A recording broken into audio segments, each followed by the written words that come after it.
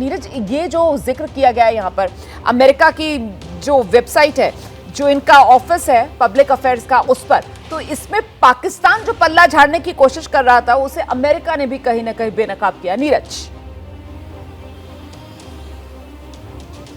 हाँ बिल्कुल रोमाना, ये बहुत ही सोच समझकर जो स्टेटमेंट जारी किया गया है अमेरिका की तरफ से, ये सिर्फ इसीलिए किया गया है क्योंकि पाकिस्तान हमेशा डिसोन करता रहा है अपने इन आतंकियों को और अपनी ही जो आईएसआई जो उसकी जो खुफिया एजेंसी है उनके एजेंट्स के किस तरह के ऑपरेशंस रहते हैं, साजिशें रचती है।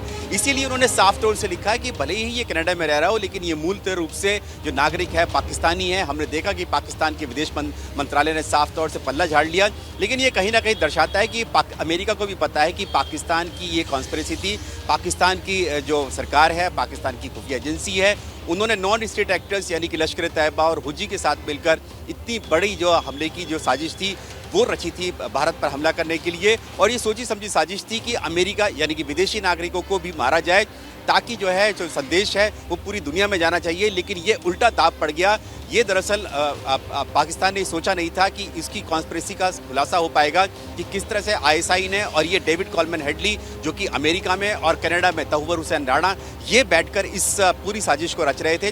अहम कड़ियाँ थी इस पूरे हमले की, ये पता नहीं चल पाता अगर और रोमाना इसमें कोई दो राय नहीं है कि जब भारत में हमला हुआ, अजमल कसाब को पकड़ा गया था, जिद्दा पकड़ लिया था, तो भारत की जांच एजेंसी भी यही सोच रही थी कि ये जो मामला है ये यहीं तक खत्म हो जाएगा कि पाकिस्तान की जो खुफिया एजेंसी है और लश्कर तैयबा ने उन्होंने आतंकियों को भेजा था।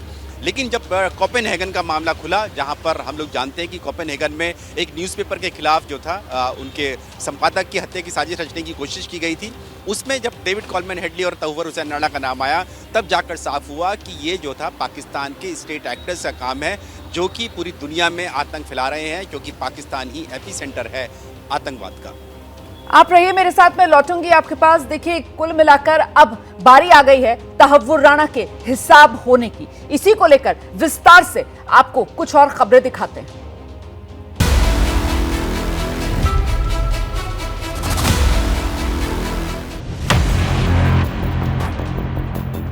तहव्वुर राणा जो है वो भारत की धरती पर पहुंच चुका है। सूत्रों से जानकारी मिली है उसके मुताबिक उसका जो प्लेन है वो यहां भारत में लैंड कर चुका है।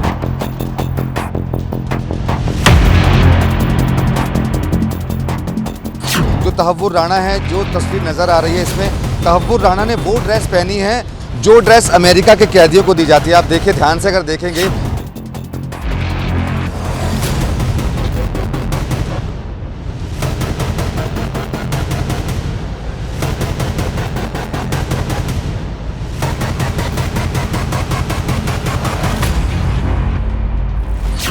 कड़ी सुरक्षा में तहव्वुर राणा को जो है पटियाला हाउस कोर्ट में जो है वो यहाँ पर लेकर के आया।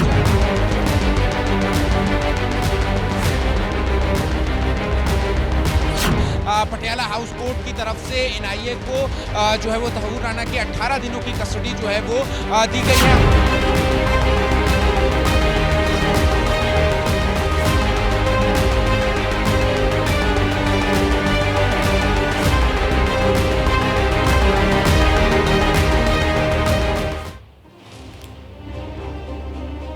तो तहव्वुर राणा के प्रत्यर्पण की तस्वीरें सामने आ गई हैं। तहव्वुर राणा को यूएस मार्शल्स भारतीय टीम को सौंपते हुए नजर आ रहे हैं। हम वो तस्वीर आपको दिखा देते हैं और साथ ही आपको लेकर चलेंगे। हमारे सहयोगी हमारे साथ लगातार बने हुए हैं और ऐसे में बेहद महत्वपूर्ण हो जाता है ये तस्वीर जब अमेरिकी एजेंसीज के द्वारा साझा की गई है दुनिया भर के सामने, तो उसमें बाकायदा तहव्वुर राणा को लेकर उसकी पाकिस्तानी जो नेशनैलिटी है उस पर भी मोहर लगाई गई है। ये बेहद महत्वपूर्ण पहलू है इस पूरे मामले का। इस पर आगे हम बात करेंगे, लेकिन इस बीच 26/11 मुंबई हमले का मास्टरमाइंड तहव्वुर राणा कोर्ट के आदेश पर 18 दिन की हिरासत में एनआईए की है। वो एनआईए आतंकवादी हमले के पीछे की पूरी साजिश का पता लगाने के लिए उससे पूछताछ करेगी।